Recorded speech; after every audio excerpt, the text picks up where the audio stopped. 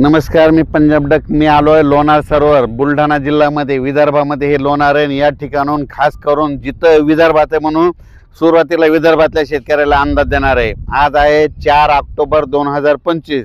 तर विदर्भातल्या सर्व शेतकऱ्याला सांगू इच्छितो की ज्यांची सोयाबीन कापणं चालू आहे, तुम्ही काय करा, दुपारच्या नंतर ह्या 2-3 दिवसामध्ये म्हणजे 4, 5 आणि 6 तारखेपर्यंत काय करा, लगेच झाकून ठेवा. रात्रीला घरी जाताना झाकून ठेवा. कारण की विदर्भामध्ये पूर्व विदर्भ आणि पश्चिम विदर्भ 6, 5, 11 जिल्ह्यामध्ये 4 ऑक्टोबर, 5 ऑक्टोबर आणि 6 ऑक्टोबरच्या दरम्यान काही ठिकाणी जोराचा पाऊस पडेल, कुठं रिमझिम पडेल, कुठं पडणार देखील नाही.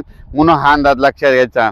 म्हणजे सांगायचं झालं तर वर्धा, नागपूर, भंडारा, गोंदिया, चंद्रपूर, यवतमाळ, वाशिम, हिंगोली, नांदेड, बुलढाणा, अमरावती, अकोला, अकोट, दर्यापूर, परतवाडा, शेगाव, इकडे घाटाच्या खाली जळगाव, जामोद, नांदुरा, म्हणजे ह्या पट्ट्यामध्ये म्हणजे 4 ऑक्टोबर, 5 ऑक्टोबर, 6 ऑक्टोबरच्या दरम्यान भाग बदलत विखुरलेल्या स्वरूपाचा पाऊस पडणार आहे. म्हणून हा अंदाज लक्षात घ्यायचा. राज्यातल्या शेतकऱ्याला सांगू इच्छितो की मराठवाड्यात देखील तुम्हाला सांगू इच्छितो की मराठवाड्यात देखील शेतकऱ्याचं सोयाबीन कापणं चालू आहे. तुम्ही देखील मराठवाड्यातल्या परभणी जिल्हा, लातूर जिल्हा, नांदेड जिल्हा, हिंगोली जिल्हा, धाराशिव जिल्हा, जालना जिल्हा, संभाजीनगर ह्या जिल्ह्यातल्या शेतकऱ्याला सांगू इच्छितो, म्हणजे मराठवाड्यात देखील 4, 5, 6च्या दरम्यान काही जिल्ह्यात तुरळक विखुरलेल्या स्वरूपाचा भाग बदलत पाऊस पडणार आहे. म्हणून आज घरी जाताना संध्याकाळी म्हणजे त्याच्यावर झाकून या. कारण की रात्रीच्याला बऱ्याच ठिकाणी वेगवेगळ्या ठिकाणी भाग बदलत पाऊस पडणार आहे. सर्वदूर काही पडणार नाही, पण पाऊस मात्र ह्या 3 दिवसात पडणार आहे. म्हणून हा अंदाज लक्षात घ्यायचा. त्याच्यानंतर अहिल्यानगर जिल्ह्यातल्या शेतकऱ्याला सांगू इच्छितो की तुमचं देखील सोयाबीन काढणं चालू आहे. तुम्ही देखील काय करायचं, म्हणजे आज घरी जाता जाता रात्रीच्याला झाकून घ्या. कारण की या 2-3 दिवस तुमच्याकडे देखील पाऊस पडणार आहे. म्हणून हा अंदाज लक्षात घ्यायचा.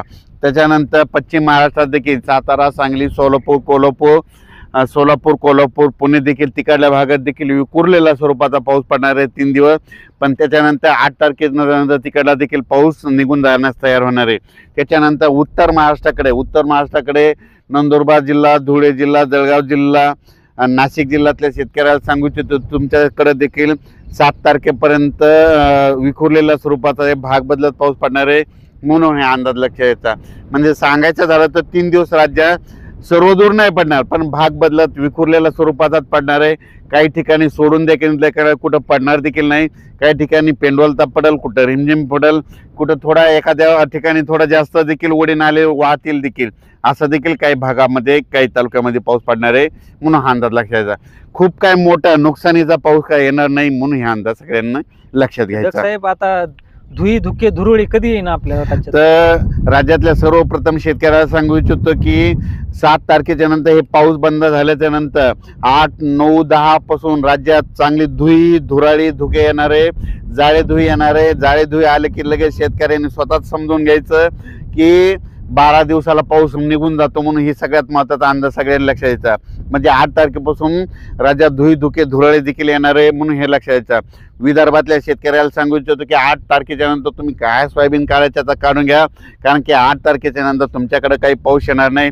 8-9च्या दरम्यान फक्त नाशिककडं, म्हणजे नाशिक कोकण पट्टीमध्ये तिकडं नाशिक, संगमनेर, जुन्नर त्या पट्ट्यामध्ये थोडाफार 8-9च्या दरम्यान तुरळक ठिकाणी पाऊस येणार आहे.